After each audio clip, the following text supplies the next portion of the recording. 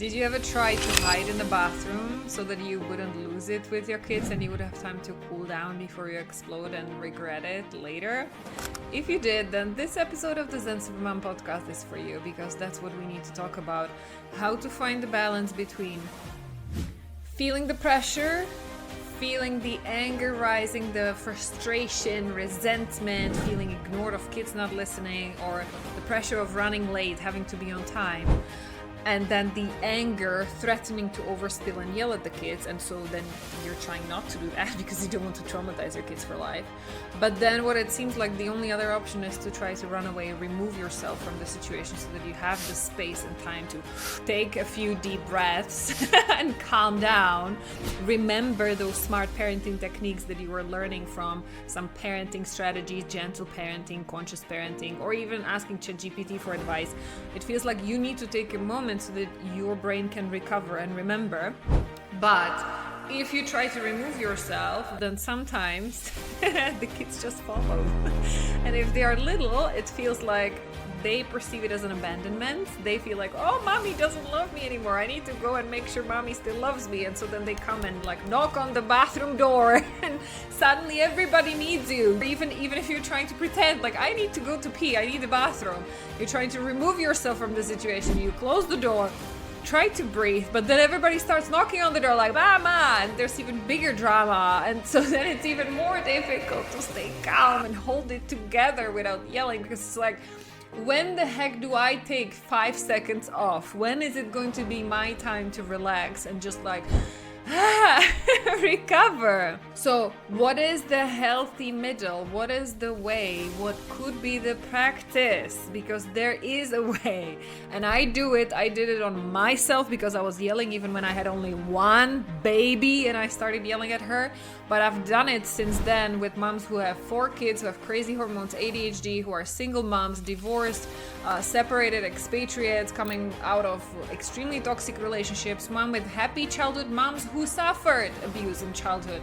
With all of them, the answer is mental fitness. It's the ability for you to stay calm and focused, and for your brain to still be present, not check out and explode and like, but that's why it's called fitness, because it's all about your ability to practice that muscle, practice that skill and ability to stay calm. Not because you're people pleasing and you don't have any boundaries, but also not because you're going to be too strict and conservative with the classic like parenting strategy from 50 years ago, when I'm the parent so kids need to listen and time out, go into the naughty chair in the corner.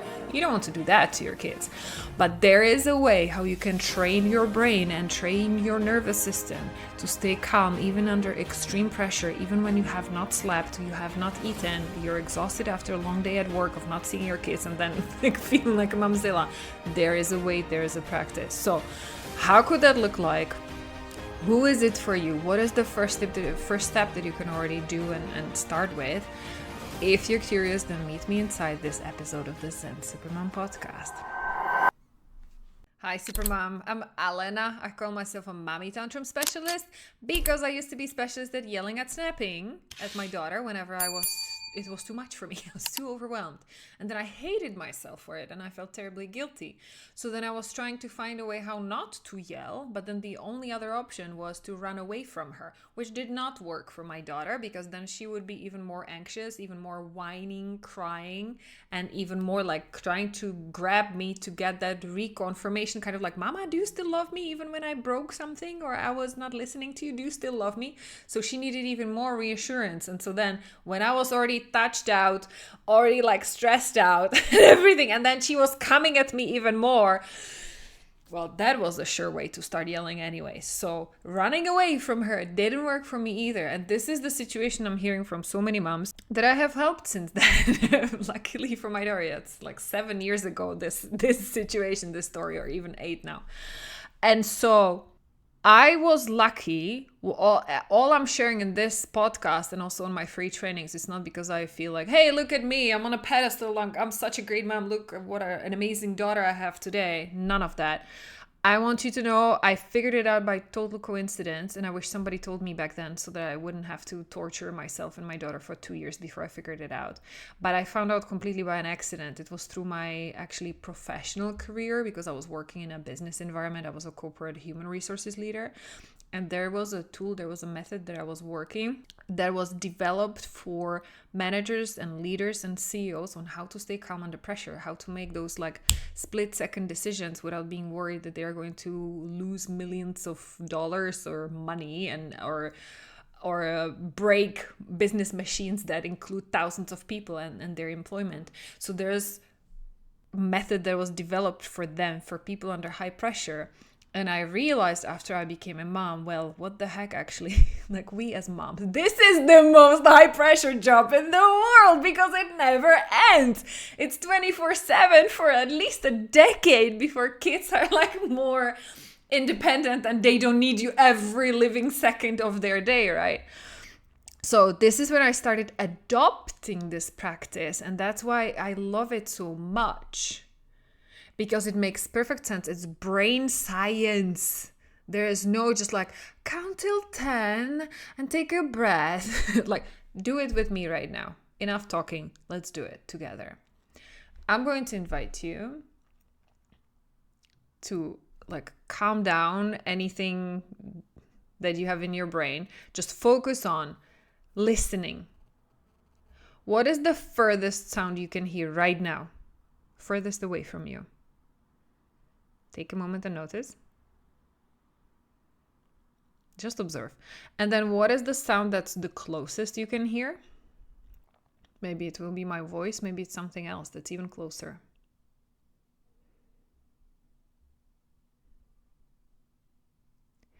And then take a moment just to listen to your own breath if that hasn't been the last thing you listened to. How does your breath sound right now?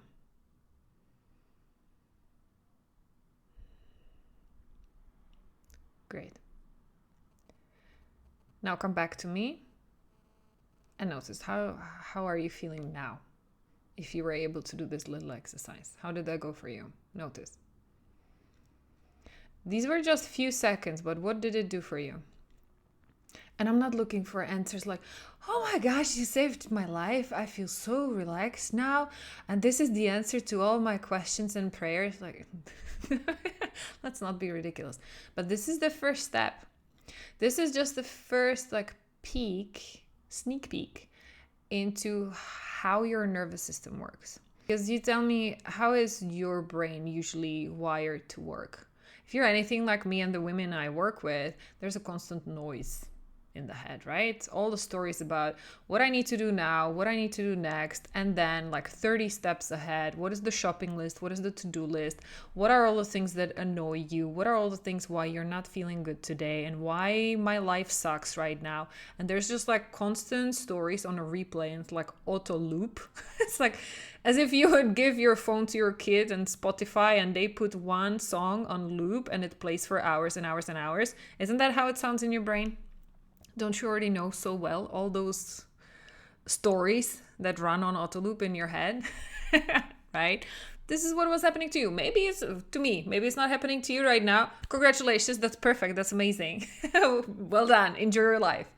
But if you have these stories and these habitual thought patterns, even I would call it, like, wow, that's a mouthful, but that's what came to my mind right now.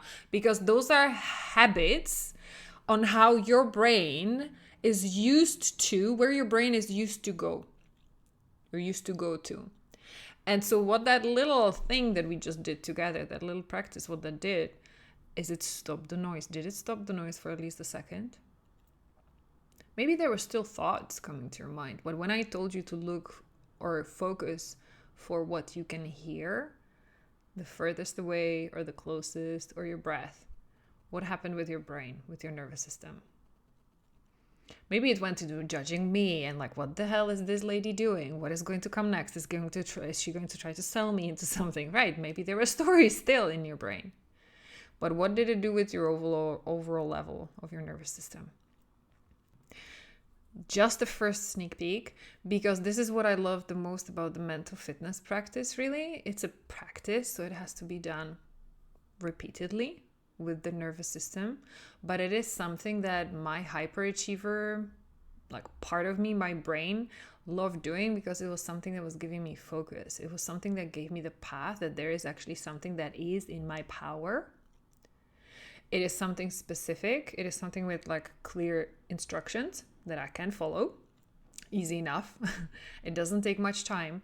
And the impact of this initial stage on how just to create a little bit of space is that indeed it creates break in those habitual thinking patterns, in those stories on auto loop, and it creates like a little breather for the brain. And the fun thing is that the more you practice, the bigger that break can become. And the more I remember how it was feeling for me at the beginning, I started detaching from those stories. So that story is like, oh, and poor me, and because my daughter, and I'm alone, and I'm an expatriate mom, I don't have enough time, I cannot sleep because she never takes a nap, and she wakes up even in the middle of the night, that's why I'm so tired, that's why I'm yelling, because poor me, I'm so tired, exhausted, and nobody can help me, and da-da-da-da-da, and it was going on auto loop. All of that was objectively true.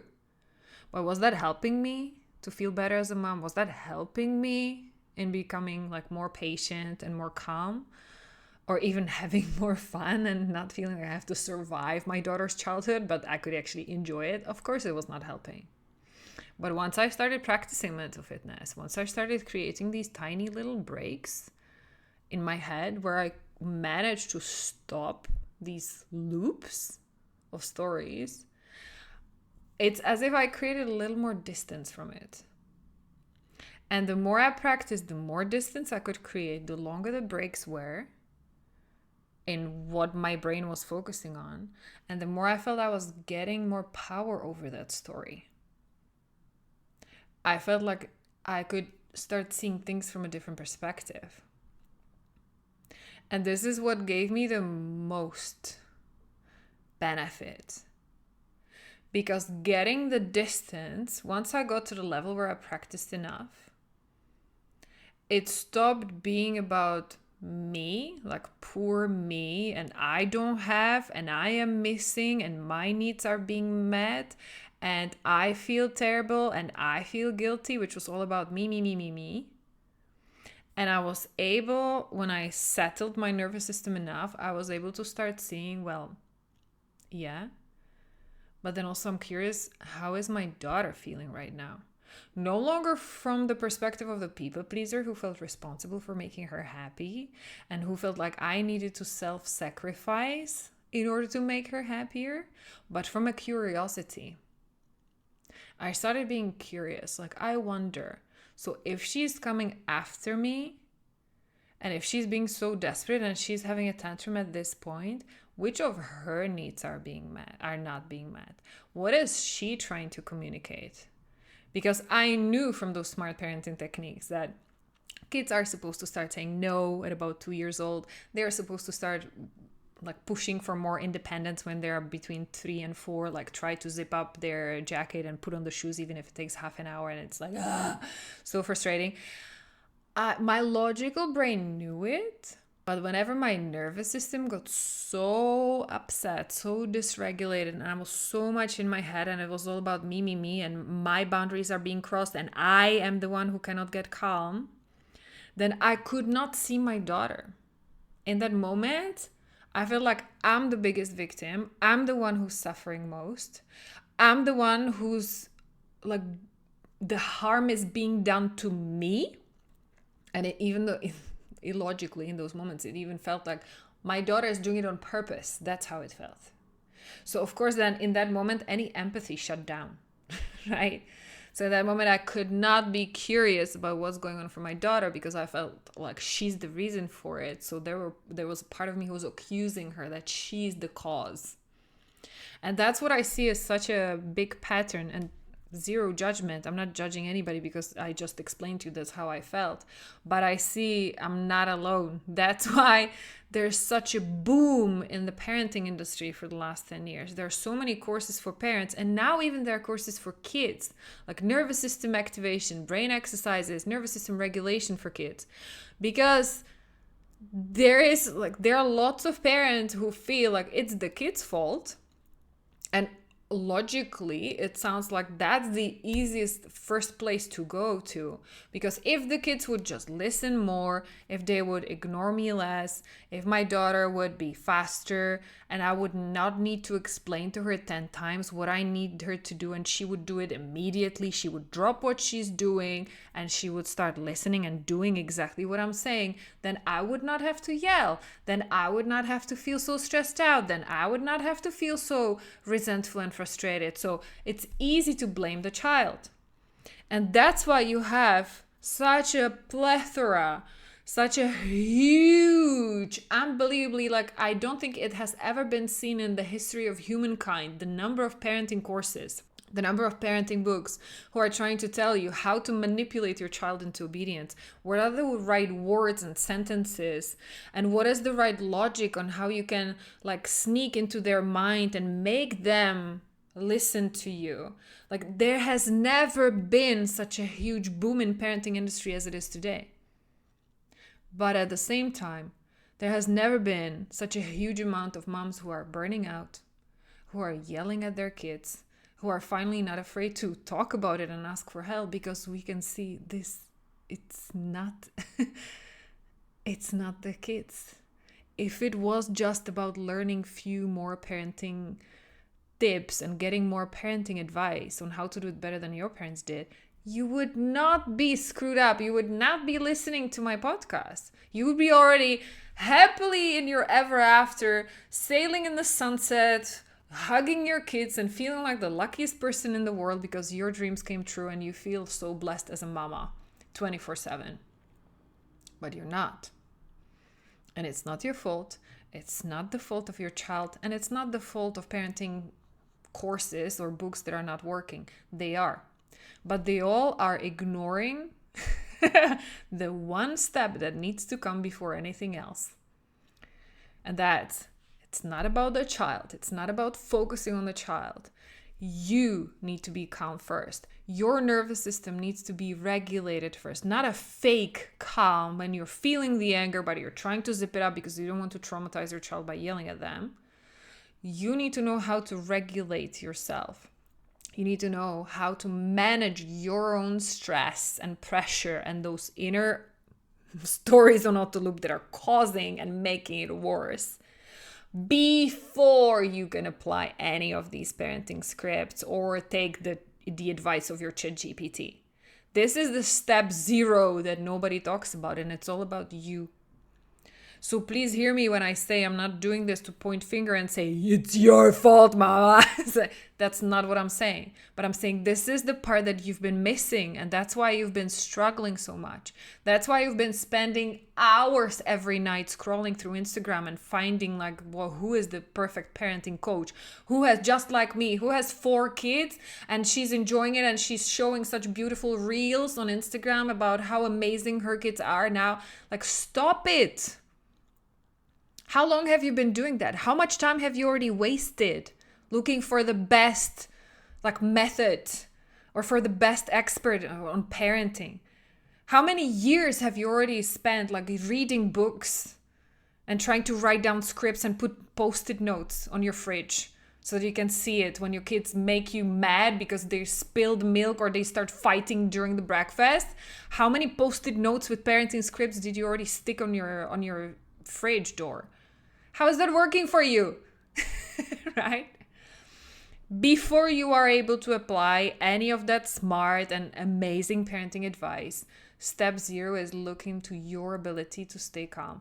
Not because you fake it, but because you can manage your own emotions. Okay?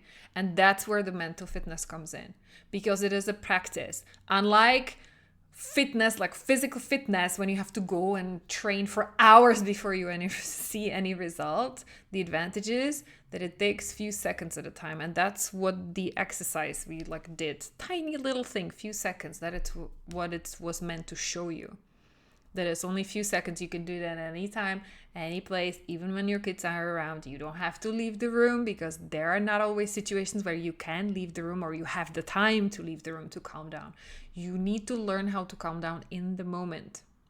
And no, just listening to what's far and what's near, that's not going to do it all. But that's the first beginning. That's just to show you the mechanism. What you will need to do next is to assess, okay, what is the usual way how you react when things are not going well? When you are under stress and pressure and you feel like you're fighting for your survival, what is the place where your brain goes? What is the mechanism? Because that one is going back to your childhood. Depending on who the parent was that their love and appreciation you crave the most, and how you usually got that appreciation, that's how you developed your stress coping mechanism. Don't believe me? Try it with me. So let me know. Who was the parent? Whose approval did you crave the most? Your mom or your dad? Or somebody else who raised you? And what was the best way, fastest way to get that approval? What did you have to change about you, your behavior, your energy, what you were doing, how you were speaking, how you were showing up? What did you have to change about yourself? What was the best way how to get that approval? Example, for me, the best way to get my mother's approval was to be either a people pleaser who was trying to anticipate all her needs so that she doesn't get upset, suppressing all of my needs, all of my emotions, so that I can monitor her emotions and make sure she's happy, because that is how I would keep myself safe and out of her firing range. People pleaser was one. Or then to be a hyperachiever, controlling perfectionist hyperachiever, because that's the best way. That's how she managed her stress, by overachieving, by being a workaholic and having super high standards of herself. That's what were her work ethic values. And so then whenever I showed the same values and whenever I put pressure on myself before anybody else could judge me that I'm lazy and too slow, whenever I applied the same pressure on myself, then she would praise me, because she would recognize, oh, she's just like me. She's mini me. How amazing. We are alike.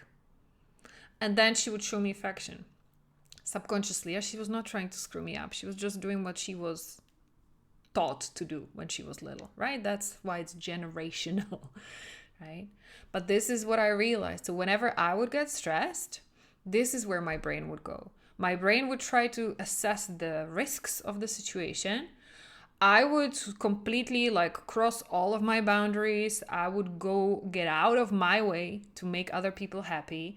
I would let them cross any boundaries I had. I would say yes, yes, yes, yes, yes, just not to make people upset. And I would hyperachieve so that I would prove to people that I'm good enough and that I care enough, that I'm a really hardworking, workaholic. Yeah. Right. And those were amazing for my corporate career, but it was killing me as a mom. Because then what is the message your child gets? That's what I realized once I started building up some of that space between my reactions. I realized if I keep reacting like a workaholic hyperachiever, then my daughter will grow up just like I grew up, feeling that my mom's to-do list was more important than me.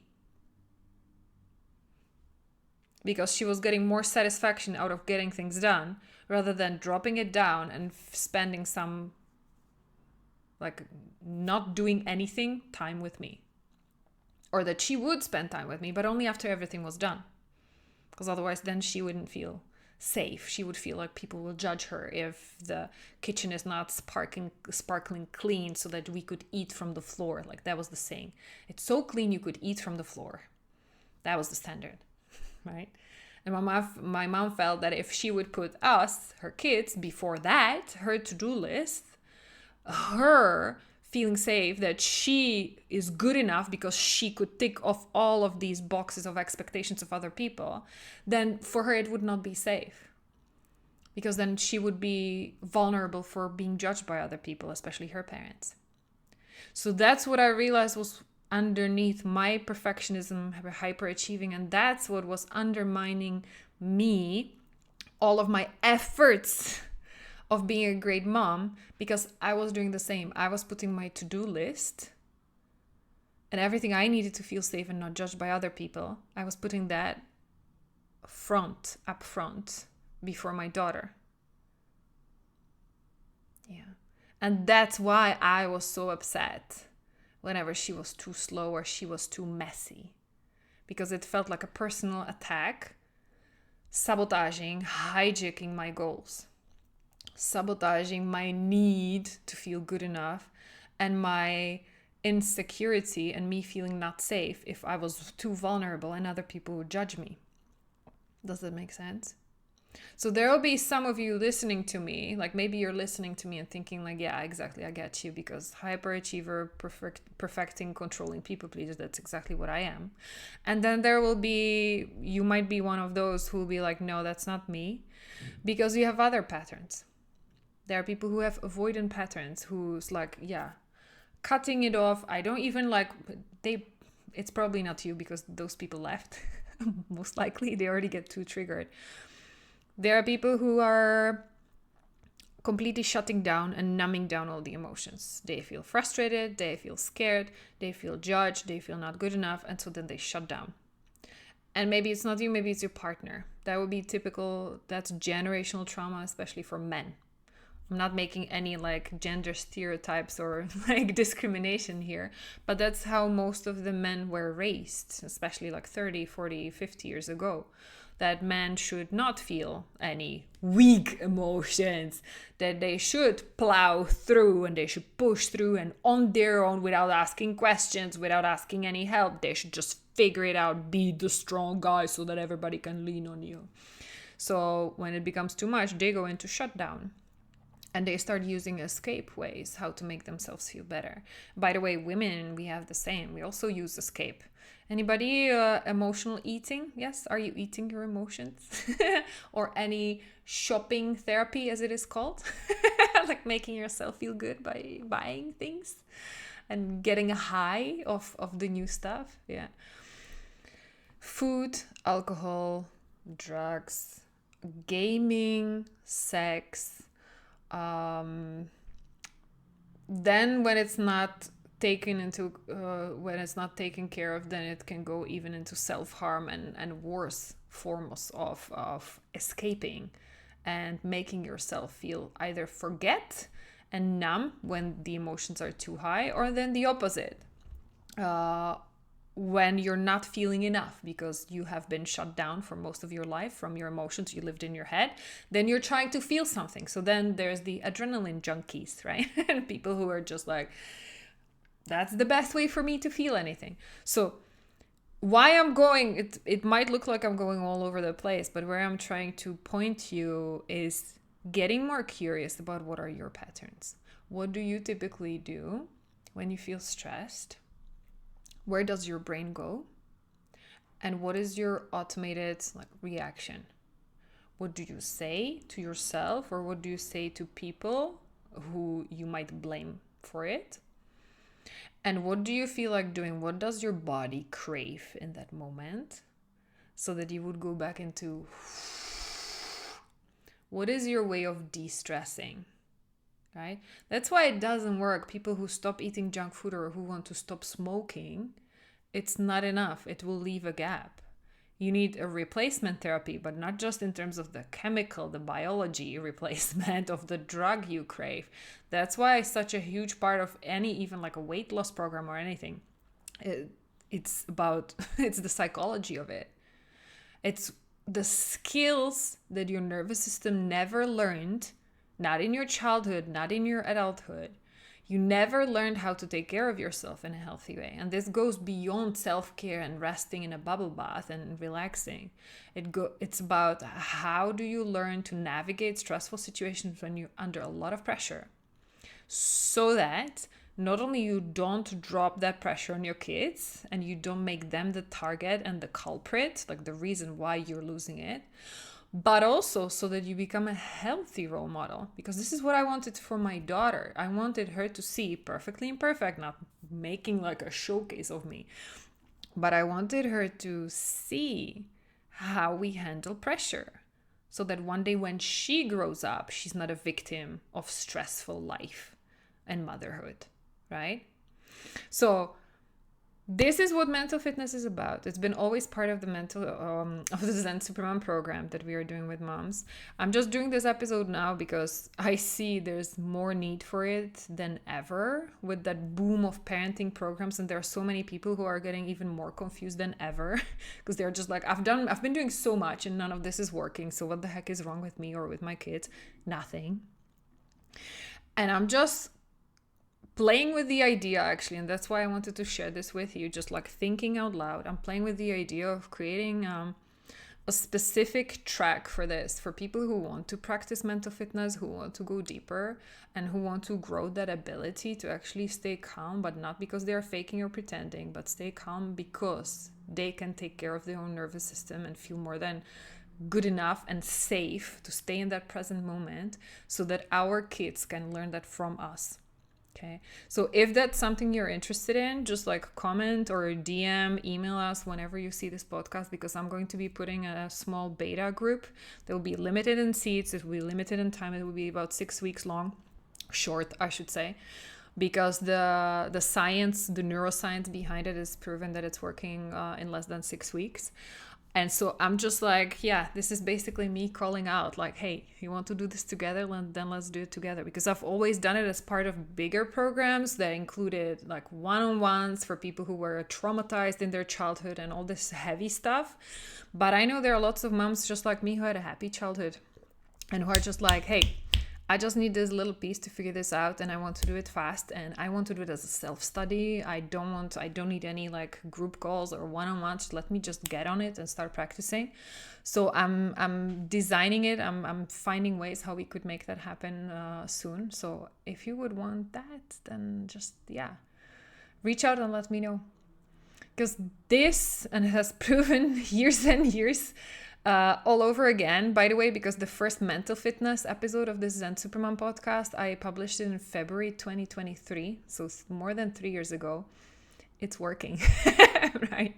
So if you'd like to find out more, then let me know and let's get this done, because our kids deserve better. Not because our parents screwed up with us, that's okay. We are not here to blame anybody, but let's give them the skills for life, because their lives are not going to get any easier with all the AI, with all that stress and pressure and all the uncertainty in the economy and politics and the wars and everything. Like, blah. This is the best way how to make sure our kids will be safe, if we give them the skills for life, how they can handle pressure and uncertainty. So if you want to do it together, then let me know and let's go. Take care, Supermom.